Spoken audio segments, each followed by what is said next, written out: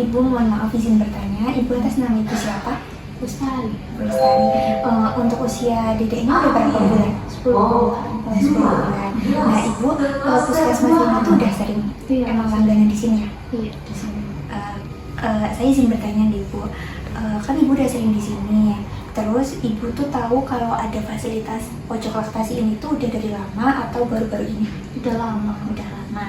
Terus Ibu tuh tahunya dari mana? Emang tahu sendiri karena lihat apa dari orang lain? Dikasih tahu sama bidannya kalau mau masuk ke sini aja. Iya.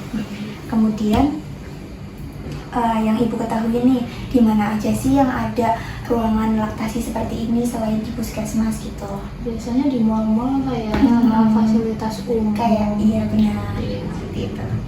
Kemudian ketika Ibu keluar-keluar ke fasilitas umum kayak gitu, Ibu sering memanfaatkan pojok laktasinya nggak Bu? Kalau misalnya mau menyusui? Itu ya? Iya, ada selalu nih Bu. Iya. Lalu kadang nih Ibu kalau memanfaatkan pojok laktasi itu berapa lama? Paling nggak sampai setengah jam, 15 menit sih. Oh, 15 menit. Itu langsung menyusui ke dedeknya atau kambing? Langsung ke dedek. Kemudian apakah Ibu menyusui secara ASI eksklusif? Jadi secara selama 6 bulan itu? Eksklusif terus. Oh iya. Terus kalau boleh tahu alasannya apa Ibu? Ini saya lebih apa ya? Lebih kayak bonding sih mbak. Oh, iya. Enak. Kalau misal super kelamaan. Terus banyak bulannya sih. Jadi eksklusif ya Bu. Iya. Kemudian dulu waktu dedeknya lahir itu langsung di IMD nggak Bu? Ditaruh di dedeknya Ibu? Iya langsung. Itu berapa lama Ibu? Kayaknya 15 menit. Oh 15 menit. Berarti nggak ini yang nggak di ke ruang terpisah gitu, langsung dikasih ke Ibu? Langsung. Lalu nantinya nih apakah ibunya akan menyusui dedeknya selama 2 tahun? Iya. Ya segitu.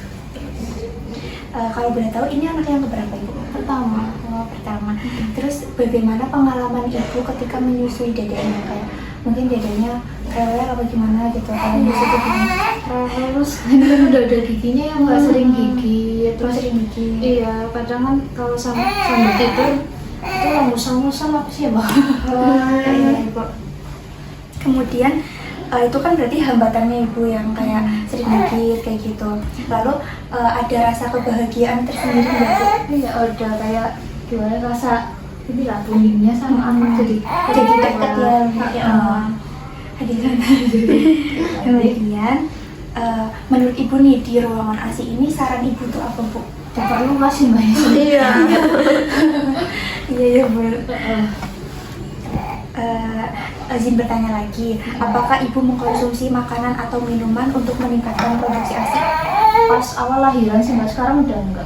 Kalau boleh tahu itu yang dikonsumsi apa Ibu? Mau iya, dulu awal-awal belum banyak sih keluar, kalau sekarang udah. Ibu ini nggak percaya ada herbal kayak gitu buat memperlancar produksi ASI? Iya sih mbak, kayak daun katu kayak gitu. Berarti Ibu ini ya pernah konsumsi daun katu? Iya, di TG terus sampai setiap hari. Lalu mau tanya pola makan Ibu tuh sehari berapa kali? 3 kali sih mbak. 3 kali. Kadang lagi lapar. Pola istirahat Ibu kira-kira berapa jam kalau sehari? Sehari kayaknya 6 jam kurang ini sih. Kebun ya kadang ya? Iya, ini juga lagi papil juga. Terus izin bertanya lagi, apakah keluarga Ibu mensupport untuk keberhasilan memberi ASI eksklusif dan ASI selama 2 tahun? Alhamdulillah support. Alhamdulillah. Nah, ini saya izin bertanya tentang kondisi psikologis Ibu ya Bu. Yang pertama, Ibu untuk sekarang ini sudah bisa tertawa untuk hal-hal yang lucu? Iya bisa. Kemudian Ibu sudah bisa menemukan hal-hal yang menyenangkan? Udah sih. Terus Ibu pernah nggak menyalahkan diri sendiri ketika terjadi kesalahan atau hal-hal yang tidak beres? Iya, pernah naik. Iya. Jadi kalau anak kenapa-napa, ibunya merasa bersalah gitu loh mbak, kayak diapain sih gitu sama orang, agak mikirnya gitu, padahal kan nggak diapa-apain, anaknya sendiri yang kurang enak badan atau gimana. Hati sampai kayak gitu. Kemudian ibu merasa cemas sama khawatir nggak kadang tanpa alasan gitu? Iya, padahal gitu, mungkin karena gimana sih ya, ibu apa-apa itu takut, apa-apa takut Karena baru anak pertama juga ya bu. iya, panik. Berarti ibu kadang takut, panik seperti itu ya? Iya. Terus ibu ngerasa nggak banyak hal yang membebani ibu kayak gitu? Iya sih kadang. Kemudian ibu merasa tidak bahagia karena mengalami kesulitan hidup atau enggak? Kalau itu sih saya biasa aja. Ibu ngerasa, kan ibu sedih udah pasti ya bu, tapi ibu ngerasa menderita nggak? Enggak kan ibu? Saya senang. Kemudian ibu merasa sesuatu yang misal sedih nih, itu tuh bisa bikin ibu nangis nggak bu? Padahal ibu kayak gimana sih kayak gitu? Suasana. Lalu ibu pernah berpikir untuk melukai diri sendiri nggak? Enggak kan ibu? Ibu mungkin itu saja yang dapat diwawancarai. Terima kasih sudah meluangkan waktunya ibu. Maaf dari kami kalau bisa ibunya terganggu, terus ibunya selalu juga. Baik ibu, saya Fania, mahasiswa UMP Kebidanan.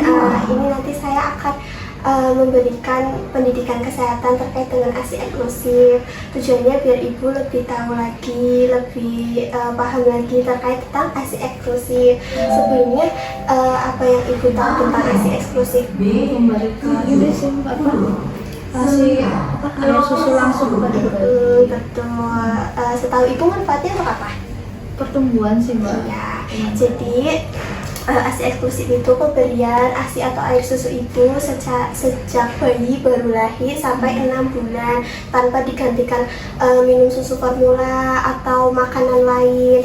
Nah, setelah 6 bulan ASI ini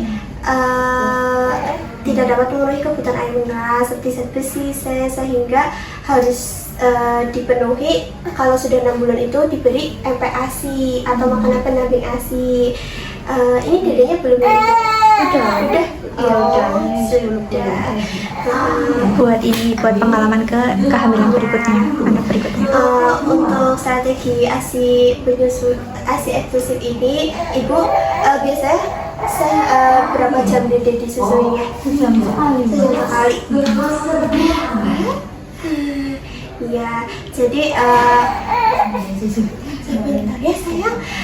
Jadi ibu nanti kan harus rutin dan konsisten. Kalau ini biasanya langsung menyusui atau kadang dipompa juga bu? Langsung. Ya, kayak ibu juga perlu jaga asupan gizi juga karena kan air susu bahan-bahannya dari apa yang ibu makan. Nah, terus ibunya juga harus relax, nggak boleh stres ya.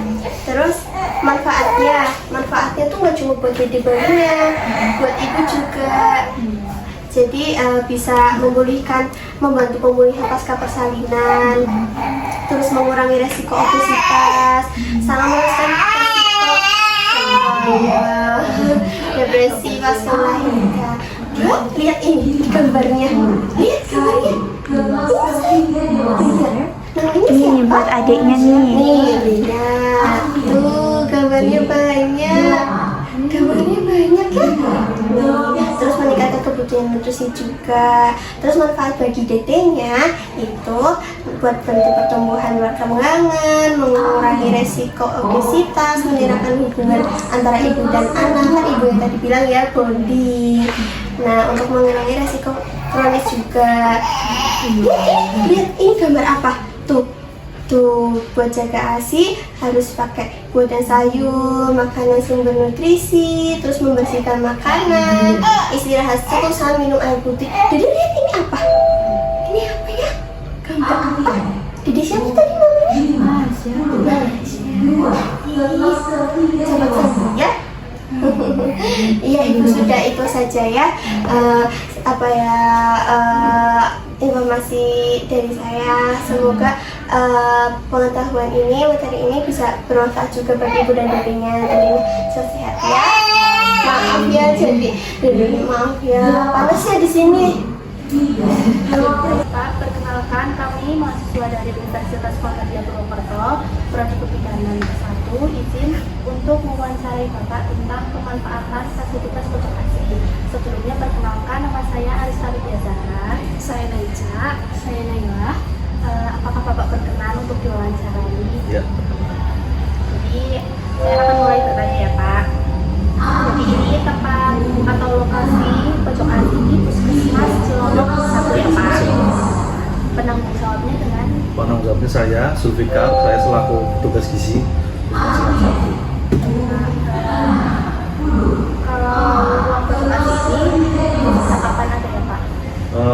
Ruang pojok ASI berlakunya sejak diberlakukannya Perda Kabupaten Banyumas tahun 2025, nomor 25 tahun 2016 tentang pemberian ASI eksklusif untuk bayi.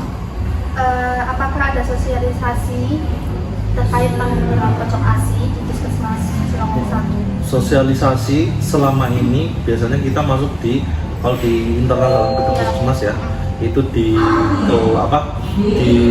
Poli MTPS, Poli Anak, atau nanti ada konseling di ruang konseling atau di ruang bersalin. Biasanya Ibu Nipa sebelum pulang kita edukasi tentang ASI eksklusif perempuan. Apakah Bapak, mohon maaf ya Pak, mengetahui tentang peraturan pemerintah atau peraturan bupati yang terkait dengan kebijakan pojok ASI? Ya, sejauh ini saya tahunya di yang tadi ya, Perda Kabupaten Banyumas nomor 25 tahun 2016 tentang pemberian ASI eksklusif itu aja. Kira-kira nih Pak, dalam satu pekan berapa ibu biksu yang datang ke pojok ASI? Kurang lebih ya mungkin ya, kira-kira dalam 1 minggu ya mungkin 2-4 orang lah dalam. Karena jarak ya? Iya, karena biasanya kan itu karena fasilitas ya. Iya. Fasilitas kan nanti digunakan menyesuaikan pasien yang datang. Yang penting kita menyediakan ketika nanti ada ibu menyusui yang pengen memanfaatkan ruangan itu nanti bisa dimanfaatkan. Dan juga biasanya nggak cuma pasien, pegawai pun juga ada juga. Menyusui ya Pak. Lalu adakah petugas khusus yang memberikan KIE, ASI atau pojok laktasi nggak Pak? Kalau petugas khusus di ruang pojok ASI nggak ada ya, cuma biasanya kita memberikan alat komunikasinya ya, kayak berupa leaflet atau poster biasanya di ruang konseling atau di ruang bersalin itu tadi. Jadi biasanya kita selipkan kalau ada pasien yang memang masih range umur untuk menyusui, biasanya kita selipin media, biasanya leaflet biasanya. Selain kami dari UMP ini pernah ada yang penelitian atau survei terkait pojok ASI, ruang pojok ASI tidak Pak? Sejauh saya di sini baru ini Pak ya yang meneliti tentang pojok ASI. Nah, terima Ya. kasih atas wawancaranya, semoga